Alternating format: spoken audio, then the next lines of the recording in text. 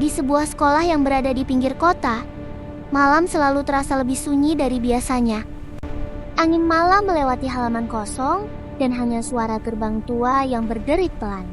Di belakang gedung sekolah itu berdiri sebuah asrama lama yang sudah lama tidak ditempati. Jendelanya berdebu, tirainya bergerak pelan tertiup angin. Dan lorongnya panjang, gelap, seolah menyimpan sesuatu. Lampu tua di lorong hanya berkedip pelan, seperti hampir mati. Dan malam itu, seseorang harus tidur di sana. Namanya Raffi. Seorang siswa yang untuk sementara harus tinggal di kamar asrama lama itu. Malam itu, ia masih belajar di meja kecilnya. Sementara jam sudah menunjukkan pukul 1 lewat. Angin malam masuk dari jendela yang sedikit terbuka. Raffi mencoba tetap fokus meskipun rasa lelah mulai datang. Tiba-tiba terdengar suara dari pintu.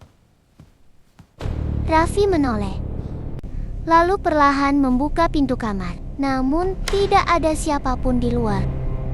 Hanya lampu lorong yang bergoyang pelan.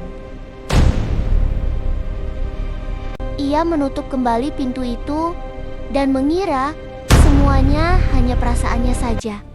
Raffi kembali belajar seperti biasa. Tetapi beberapa menit kemudian, suara ketukan itu terdengar lagi. Tangannya berhenti menulis. Kali ini ia membuka pintu lebih cepat. Namun lorong yang tadi masih menyala, kini sudah gelap.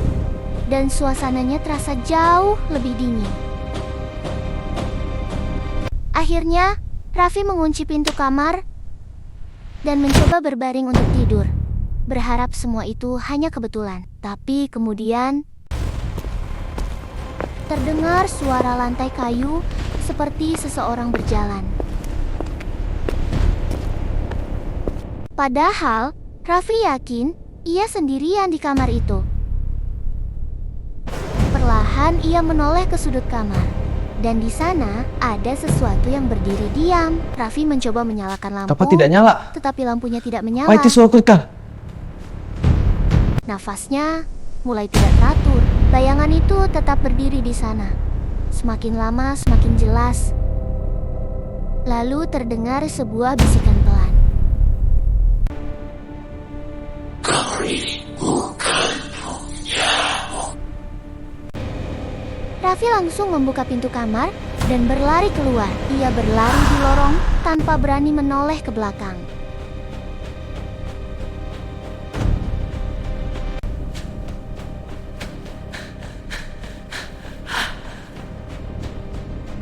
Malam itu juga ia meninggalkan asrama itu.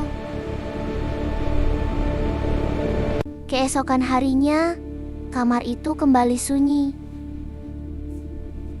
Raffi hanya kembali sebentar untuk mengambil barang-barangnya. Namun, ketika ia membuka buku catatannya di meja, ia menemukan sesuatu yang membuatnya membeku. Di halaman buku itu muncul sebuah tulisan yang tidak pernah ia buat. Aku sudah bilang, kamar ini bukan punyamu. Dan saat itu juga, pintu kamar perlahan menutup dengan sendirinya.